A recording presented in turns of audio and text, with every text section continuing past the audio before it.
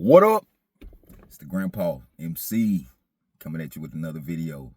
Like, subscribe, share, comment. All right.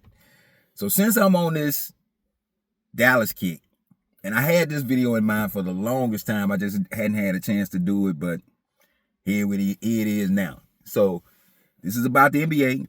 It's about Dirk Nowitizki, one of the better players in 2000 who kind of get overlooked with all the LeBron talk, Kobe talk. You know what I'm saying? Like, Dirk Nowitizki gets overlooked a lot.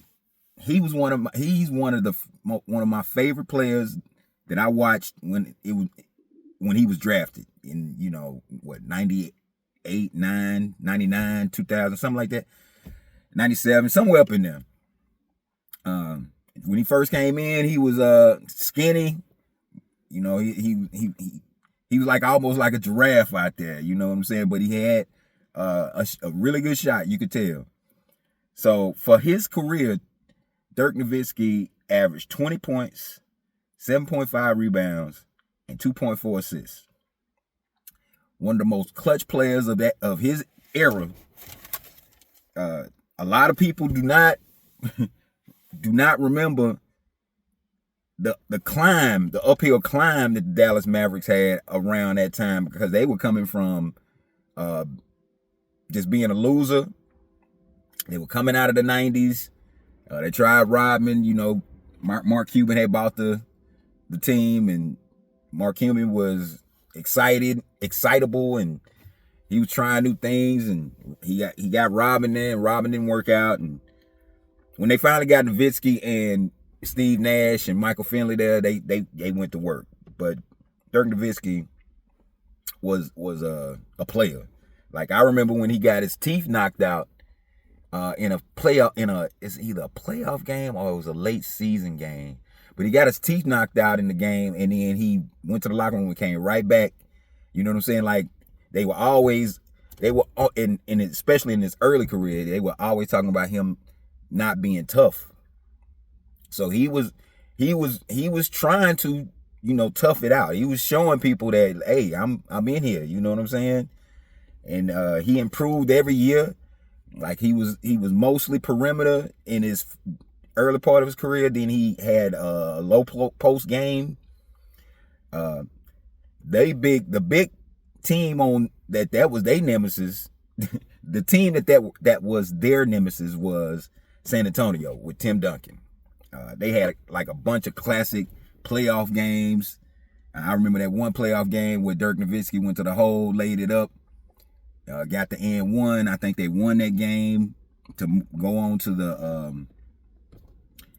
They went to the finals, and that was the finals where they played Miami, and they were acting like Dwayne Wade was just Jordan, gave him like 30 foul calls a game.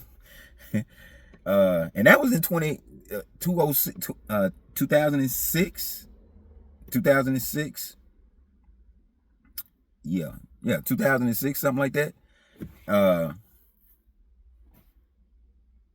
In 2007, they come back.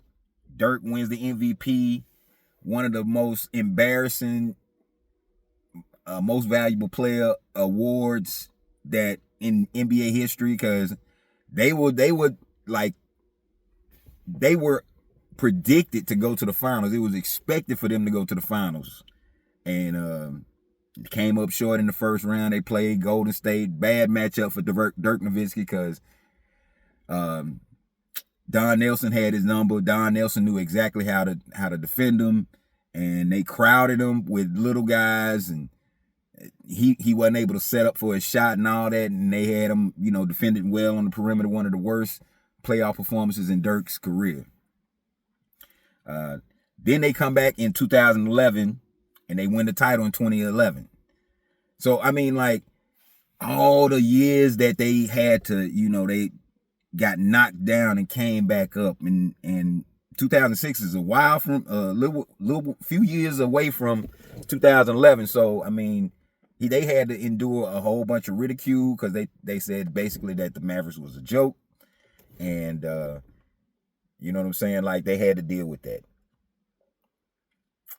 And One thing that's not talked about, I don't think, about Dirk and his time in the Mavericks, he had to endure the personal battle that was going on between David Stern and Mark Cuban. Mark Cuban and David Stern did not get along. I remember when they lost the finals, you know what I'm saying? Mark Cuban was like, this rigged, this, that, and the other. He was up in arms. And David Stern was on his time back then. He was like, ain't nobody finna mess with me, man. I'm telling y'all what to do. That's how it was back then. But Dirk gets overlooked. He was the second, I think he was the most consistent player outside of Kobe at that time. And Dirk was clutch. Serious. I got a bunch of his games and I've watched them recently. And Dirk, and at the time it was in the Western Conference, it was Dirk, KG, Chris Webber, Tim Duncan, Chris Webber, KG, and Dirk. And then Rasheed was on the outside of that. Then what was that? Sharif Abdul-Rahim. They were the power forwards, the standard back then. And Dirk and all of them were different. And it was a good time back then. It was a good time watching basketball. Seriously, 2000s. I ain't just stuck on the 90s and the 80s. And I'm an older guy. So Dirk gets washed. He gets washed with all this talk about, LeBron and Kobe and all the other players and all this stuff. Dirk was a consistent performer for 10 years plus. I think he played more than 17 years or something like that. I think he was up there with Kobe, excuse me.